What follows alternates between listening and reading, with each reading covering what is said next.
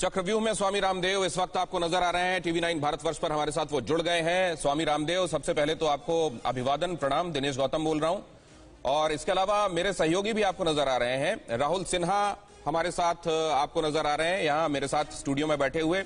इसके अलावा टीवी 9 गुजराती और टीवी 9 मराठी से भी मेरे सहयोगी जुड़ रहे हैं। चिराग जुड़ रहे हैं गुजराती टीवी 9 गुजराती चैनल से, और इसके अलावा वैभव जुड़ रहे हैं हमारे साथ टीवी 9 मराठी चैनल से।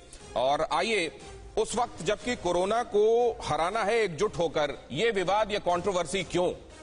सबसे पहले इसी के साथ शुरुआत करना चाहता हूं। स्वामी रामदेव, आपने जो काम किया है योग के उत्थान के लिए, वो ध्रुव तारे की तरह है, वो किसी से छिपा नहीं है, और सिर्फ देश में नहीं विदेशों तक में आपकी धाक है, श्रद्धा है, इसीलिए ध्रुव तारे की तरह। लेकिन फार्मास्यूटिकल के मामले में, एलोपैथी के मामले में जिनके एक्सपर्ट आप नहीं हैं, उस बारे में बोलकर उसी छवि को धूमिल करने का काम आपकी तरफ से क्यों हुआ?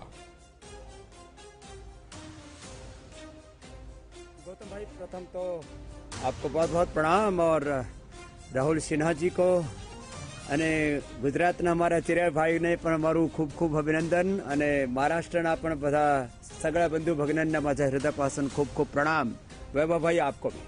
देखो, आप जब दिखा रहे थे वो मेरा इंटरव्यू, मैं एक व्हाट्सएप मैसेज पढ़ रहा था, ये सारे देश ने देखा, और मैं उसके ऊपर खेद व्यक्त कर चुका हूं, क्षमा मांग चुका हूं, अपना वक्तव्य वापस ले चुका हूं।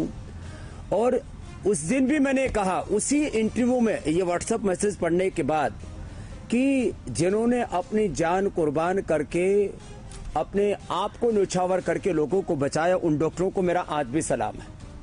और कुछ तो ऐसे डॉक्टर, हमारे डॉक्टर गुलेरिया साहब और डॉक्टर रविकांत, जो हमारे एम्स के डायरेक्टर्स हैं, एक ऋषिकेश के, एक दिल्ली के, ऐसे डॉक्टर्स, खुद डॉक्टर गुलेरिया जी कहते हैं कि 90% लोगों को हॉस्पिटल आने की जरूरत नहीं है। अभी अक्षय कुमार का आपने एक इंटरव्यू देखा होगा, उन्होंने भी कहा कि हम कहां चक्कर में पड़े हुए हैं, स्टेरॉइड के, कहां केमिकल्स के, और तमाम जो है जहरीली दवाइयों के चक्कर में पड़े हुए।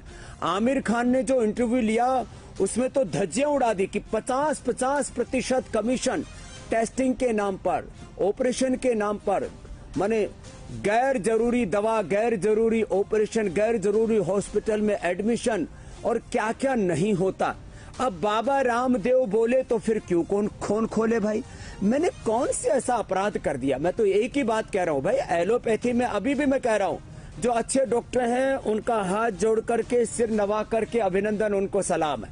लेकिन भाई, आयुर्वेद के प्रति भी तो घृणा मत रखो, नफरत मत रखो, उसका भी तो अनादर मत करो। आप आईएम में और गूगल करके देख लिया आयुर्वेद के ऊपर, वो कहते हैं ये स्टूपिड साइंस है। स्वामी जी, दो बातें हो जाती हैं। आप अब तो जो कह रहे हैं, और आपने हम सम्मान करते हैं, तो वो भी हमारा अपमान, अनादर ना करें। जी राहुल भाई। स्वामी जी, दो बातें हो जाती हैं इसमें। अभी पहले जो आपने कहा था, उसमें सारे डॉक्टर्स को आपने एक सिरे से साथ ले लिया था, और पूरी की पूरी एलोपैथी को स्टूपिड साइंस बता दिया था। अब आप फार्मास्यूटिकल्स कंपनी की तरफ जा रहे हैं। ये दोनों अलग अलग मुद्दे हैं। क्या स्वामी रामदेव को यू टर्न करना पड़ गया है?